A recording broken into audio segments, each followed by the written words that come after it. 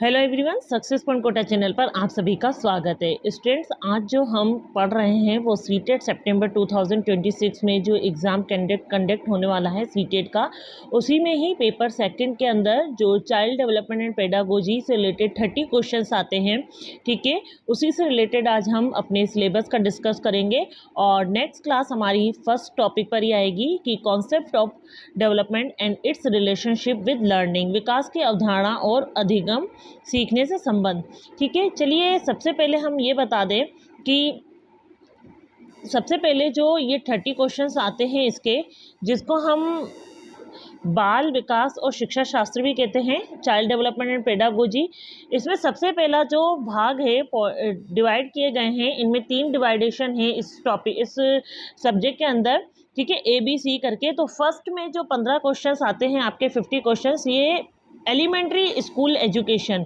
ठीक है, elementary school child के अकॉर्डिंग एक बच्चे के ऊपर कि प्राथमिक विद्यालय में एक बच्चे का क्या होता है, किस तरीके से उसका डेवलपमेंट होता है, वो उससे रिलेटेड 15 क्वेश्चंस आते हैं। सबसे पहला पॉइंट हमें जो हम पढ़ेंगे वो है कि कॉन्सेप्ट ऑफ डेवलपमेंट, विकास की अवधारणा और इट्स रिलेशनशिप। जब बच्चा सीखता है तो उसके सीखने में उस लर्नर के, स्टूडेंट के, बच्चे के मन में, जो हम स्टूडेंट जिसको कहते हैं लर्नर साइकोलॉजी फॉर्म में, उसके अधिगम में क्या क्या उसका डेवलपमेंट काम आता है, उसका क्या संबंध होता है, इसके बारे में समझेंगे। नेक्स्ट पॉइंट है principle of development of children, बच्चों के विकास के कौन कौन से सिद्धांत हैं, इसको पढ़ेंगे कि किस किस सिद्धांतों, किन किन प्रिंसिपल्स के अकॉर्डिंग वो बच्चे का डेवलपमेंट होता जाता है। और फिर पढ़ेंगे इसके बाद हेरिडिटी और इन्वायरमेंट, कि वंशानुक्रम और पर्यावरण का प्रभाव एक बच्चे के जीवन पर किस प्रकार पड़ता है, बच्चे का डेवलपमेंट किस प्रकार होता है उसका वंशानुक्रम और पर्यावरण के आधार पर। नेक्स्ट देखिए स्टूडेंट्स कि इस टॉपिक के अंदर जो 50 क्वेश्चंस आएंगे जिनका फॉर्मेट है, उसके अंदर कौन कौन से टॉपिक हमें पढ़ने हैं। नेक्स्ट है सोशलाइजेशन प्रोसेस, मतलब सामाजिकरण की प्रक्रिया, एक बच्चा समाज में किस प्रकार से अपना विकास करता है, सामाजिक विकास उसका कैसा होता है, सामाजिक संसार और बच्चे उसका टीचर के साथ, पेरेंट्स के साथ, अपने पीयर ग्रुप के साथ कैसा रिलेशन होता है, कैसे संबंध होते हैं, इसके बारे में हम यहाँ पर पढ़ेंगे। ठीक है, इसके अंतर्गत कुछ थ्योरीज हैं जो साइकोलॉजी वे में बहुत इंपॉर्टेंट है और यहाँ से ये पॉइंट बहुत इंपॉर्टेंट है, यहाँ से बहुत अप्लाइड क्वेश्चंस बन करके आते हैं। PYQs में आपने देखा होगा, हम यहाँ पर PYQs भी करवाएंगे। देखिए इसमें जो थ्योरीज है, सबसे पहले हम जीन पियाजे की कॉग्निटिव संज्ञानात्मक विकास की थ्योरी पढ़ेंगे, कोहलबर्ग को पढ़ेंगे, वाइगोत्स्की, कोहलबर्ग इसका नैतिक विकास का सिद्धांत है, वाइगोत्स्की का सिद्धांत पढ़ेंगे। इनका हम क्रिटिकल पर्सपेक्टिव भी देखेंगे।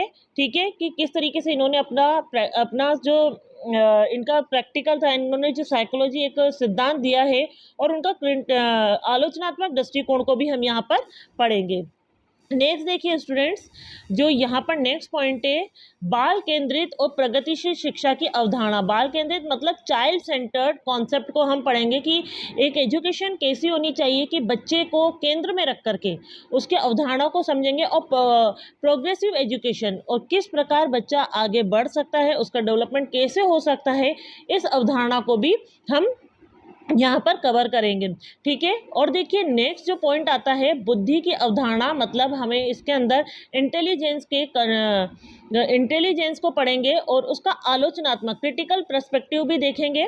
नेक्स्ट देखिए मल्टी डायमेंशन, मतलब बहुआयामी बुद्धि, अलग अलग यहाँ पर थ्योरीज हैं, जो थार्नडाइक की थ्योरी है, जीन पियाजे, इसमें स्पीयरमैन की, थ्रस्टन की, अलग अलग हम इनके जो थ्योरीज में इन्होंने सिद्धांत बताए हैं, प्रिंसिपल्स बताए हैं, वहाँ पर हम इस चीज़ को पढ़ेंगे। नेक्स्ट हम पढ़ेंगे लैंग्वेज और थॉट, एक बच्चे का डेवलपमेंट में कब कब कौन से टाइम पर उसका भाषा का विकास होता है, वो क्या सोचता है, इस टॉपिक्स को हम यहाँ पर कवर करेंगे। नेक्स्ट देखिए gender as a social construct, gender roles, gender bias and educational practice. ठीक है, इसमें लिंग को एक सामाजिक संरचना के रूप में समझाना, लैंगिक भूमिकाएं, लैंगिक पक्षपात और शैक्षिक व्यवहार, इसके बारे में यहाँ पर समझेंगे। नेक्स्ट है देखिए इंडिविजुअल डिफरेंस, हर एक व्यक्ति में, हर एक बच्चे में अपना अपना अलग अलग विभिन्नताएं पाई जाती है, हर एक लर्नर में, तो हम उसको समझेंगे।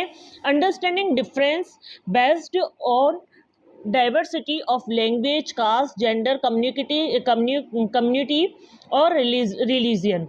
ठीक है, इसके अंदर हम समझेंगे कि शिक्षार्थियों के बीच में कौन कौन सी व्यक्तिगत विभिन्नताएं होती हैं, वो लैंग्वेज के थ्रू होती हैं, कास्ट के होती हैं, जेंडर के अकॉर्डिंग होती है, कम्युनिटी के अकॉर्डिंग होती है और रिलीजन मतलब धर्म के अनुसार अलग अलग विभिन्नताएं पाई जाती हैं और उन्हीं के अनुसार हर एक बच्चे का अपना अपना विकास होता है। नेक्स्ट देखिए, अधिगम हेतु मूल्यांकन और अधिगम का मूल्यांकन में अंतर। ठीक है, कि किस प्रकार देखिए कि अधिगम का मूल्यांकन में अंतर होता है, ये विद्यालय आधारित मूल्यांकन को भी पढ़ेंगे। नेक्स्ट, कंटिन्यूअस और कंप्रेसिव मतलब सतत और व्यापक मूल्यांकन को भी हम यहाँ पर कवर करेंगे। इसमें से 15 क्वेश्चंस आते हैं जो पार्ट ए में है। नेक्स्ट लास्ट इसका पॉइंट है, शिक्षार्थियों की तैयारी के स्तर का आंकलन करने, कक्षा में अधिगम और आलोचनात्मक चिंतन को बढ़ाने तथा शिक्षार्थियों की उपलब्धि का मूल्यांकन करने हेतु उपयुक्त प्रश्नों का निर्माण।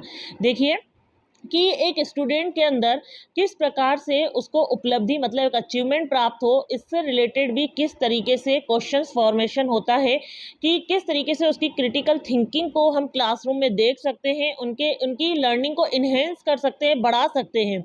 ठीक है, ये सारे क्वेश्चंस जो 50 क्वेश्चंस हमारे आते हैं ये फर्स्ट पार्ट ए में से आते हैं। ठीक है, 30 क्वेश्चंस टोटल साइकोलॉजी मतलब चाइल्ड साइकोलॉजी या चाइल्ड डेवलपमेंट एंड पेडागोजी हम कह सकते हैं। इसमें से 15 क्वेश्चंस हमारे ए पार्ट से आते हैं।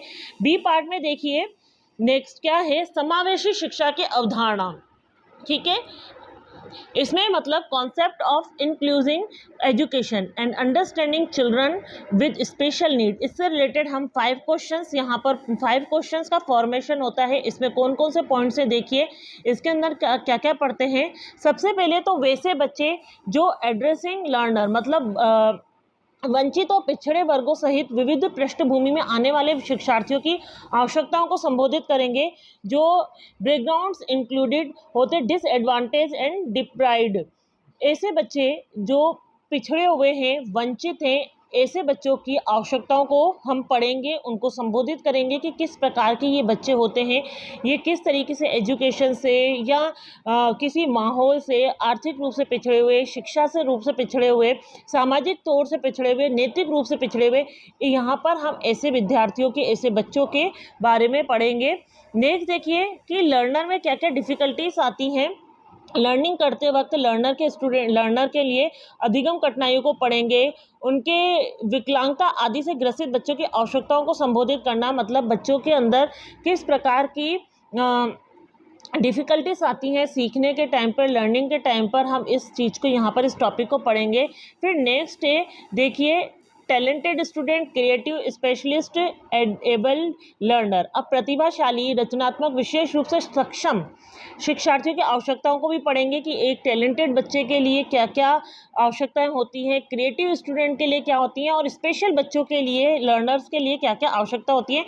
इससे रिलेटेड 5 क्वेश्चंस आते हैं। तो टोटल देखिए ऊपर 15 ए पार्ट में 15 क्वेश्चंस और बी पार्ट में 5 क्वेश्चंस, टोटल 20 क्वेश्चंस तो ये हुए। अब देखिए लास्ट में जो 3 पॉइंट है हमारा सी पार्ट है, इसमें लर्निंग और पेडागोजी आती है, अधिगम और शिक्षा शास्त्र, इससे रिलेटेड 10 क्वेश्चंस आते हैं स्टूडेंट।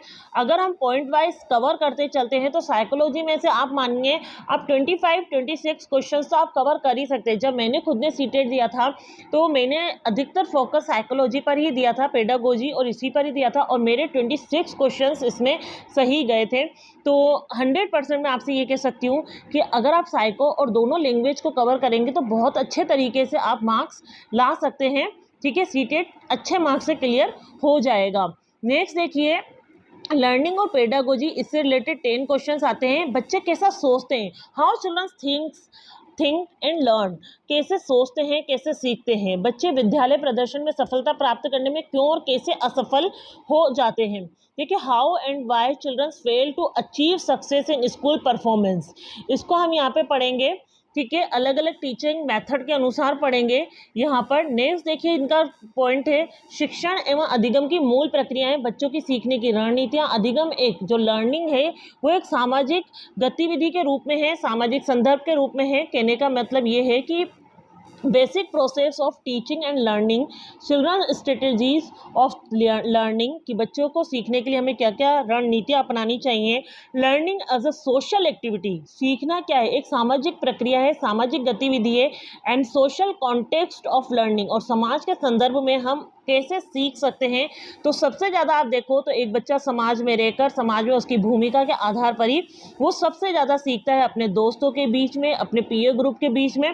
ठीक है, नेक्स्ट पे है कि बच्चा एक समस्या समाधान करता और वैज्ञानिक अन्वेषक के रूप में, child as a problem solver and the scientific investigator. बच्चा क्या है, एक अपनी प्रॉब्लम को सोल्व करने में समाज के बीच में ही वो समाधान करता है, प्रॉब्लम सॉल्वर है। ठीक है, और वैज्ञानिक अन्वेषण मतलब वो निश्चित रूप से कुछ ना कुछ नया खोजता रहता है, इन्वेस्टिगेट करता रहता है। ठीक है, इसके बाद जो नेक्स्ट पॉइंट है, देखिए बच्चों में अधिगम की वैकल्पिक अवधारणा, बच्चों की त्रुटियों में अधिगम प्रक्रिया के महत्वपूर्ण चरणों को हम पढ़ेंगे। कहने का मतलब देखिए कि अल्टरनेटिव कॉन्सेप्ट को हम इसमें समझेंगे कि बच्चा किस तरीके से अलग अलग तरीके से सीखता है, अलग अलग तरीके से समझता है। उसके जीवन में कई बाधाएं आती हैं, कई त्रुटियां करता है, कई एरर करता है, और सिग्निफिकेंट कर करके उनको पहचान करके स्टेप बाय स्टेप कैसे लर्निंग उसको करता है, वो सीखता जाता है। नेक्स्ट हम उसमें कॉग्निशन एंड इमोशन, उसके संज्ञान को पढ़ेंगे, उसके लॉजिकल थिंकिंग, उसके सोचने की, उसकी मेमोरी की उनको मेमोरी को समझेंगे और उसके इमोशंस को समझेंगे।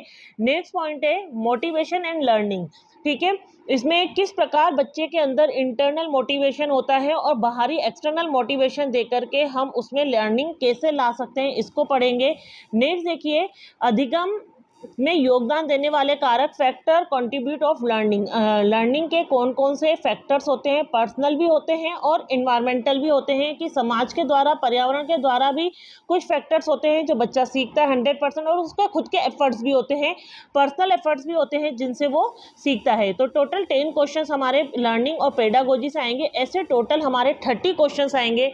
स्टूडेंट्स, सबसे पहले जो हमारी नेक्स्ट क्लास आएगी वो हमारी फर्स्ट टॉपिक, इसके अंदर विकास की अवधारणा को पढ़ेंगे, कॉन्सेप्ट ऑफ डेवलपमेंट, किस प्रकार बच्चे का विकास होता है और लर्निंग में उसको किस तरीके से संबंध हम बना सकते हैं, किस तरीके से वो सीख सकता है। ये फर्स्ट टॉपिक हम अपनी नेक्स्ट क्लास में कवर करेंगे।